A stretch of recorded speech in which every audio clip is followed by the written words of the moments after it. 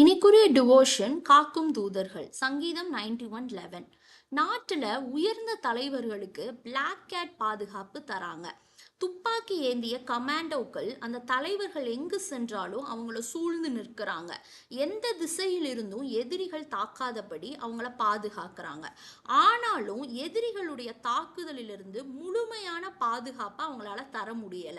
இதுக்கு example John F Kennedy, Indira Gandhi, Rajiv Gandhi இவங்களோட மரணங்கள் அதுக்கு ஒரு பெஸ்ட் எக்ஸாம்பிளா இருக்கு.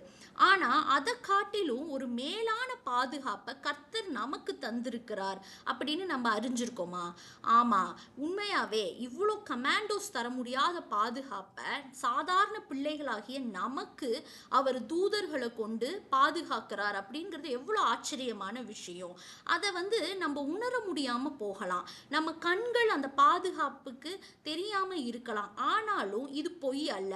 நமக்கு அருகிலேயே நமக்காக நியமிக்கப்பட்ட தூதர்கள் நின்று கொண்டிருக்கிறாங்க. இதை நினைக்கிறப்ப எவ்வளோ மெய் சிலிர்க்கலையா உங்களுக்குலாம்?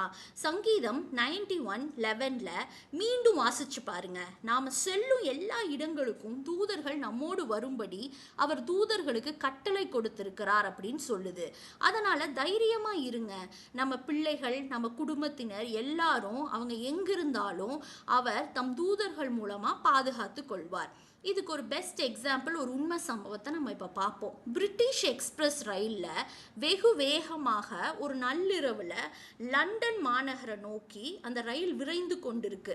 அதில் விக்டோரியா மகாராணி பிரயாணம் செய்கிறாங்க.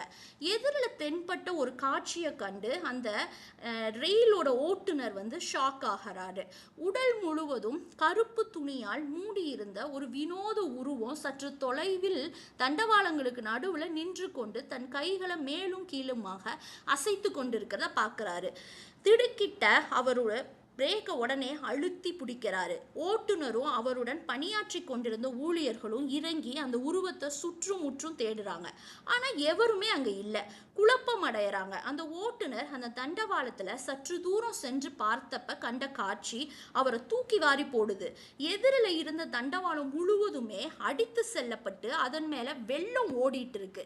மீட்பு பணிக்கு ஆட்கள் விரைந்து சில மணி நேரங்களில் அந்த தண்டவாளத்தை சரி செய்த பின் ரயில் மீண்டும் புறப்பட்டு லண்டன் மாநகரை போய் சென்றடையுது. ஆனாலும் ரயில் டிரைவர் மனது சமாதானம் ஆகல. தான் கண்ட அந்த கருப்பு வினோத உருவம் என்னவா இருக்கும்னு யோசிச்சுட்டே இருக்காரு. அது எங்கே போனது அப்படின்னு யோசிச்சுட்டே இருக்காரு. ஏதோ ஒரு முடிவுக்கு வந்தவரா ரயில் இன்ஜின் முன்னால் உள்ள முகப்பு விளக்க கலற்றி பார்த்த பொழுது அந்த விளக்கின் அடியில ஒரு பெரிய பூச்சி செத்து கிடக்குது. அந்த பூச்சியை தண்ணீரில் நனைத்து அந்த விளக்கில் ஒட்டி வைத்து விட்டு இன்ஜினுக்கு சென்று விளக்கின் சுவிட்சை போடுறாரு. அந்த கருப்பு வினோத உருவம் மீண்டுமா தெரியுது. அந்த கருப்பு வினோத உருவம் இந்த பூச்சியினால தோன்றியது அப்படின்னு அவரு தெரிஞ்சுக்கிறாரு. இந்த வினோத நிகழ்ச்சியை பற்றி விக்டோரியா மகாராணியிடம் கூறுறாரு. இது தற்செயலாக நடந்த நிகழ்ச்சி அல்ல. இதுதான் கர்த்தர் தம்முடைய பிள்ளைகளை பாதுகாக்கிற வழி. அவருடைய தூதர்களை கொண்டு கர்த்தர் சரியாக அந்த பூச்சியை விளக்கின் மேல வைத்தாரு. அதனாலதான் நீ இறங்கி போய் பார்த்த அப்படின்னு நான் விசுவாசிக்கிறேன் அப்படின்னு அவங்க சொல்றாங்க. இது போல நம்மளையும் எவ்வளவோ தெரியாத சிச்சுவேஷன்ஸ்ல, ஆக்சிடென்ட்ஸ்ல ஆண்டவர் நம்மளையும் பாதுகாத்திருப்பாரு. எங்களை பாதுகாக்க தூதர்களை வைத்திருப்பதற்காய் நன்றி ஏசப்பா. ஆமேன்.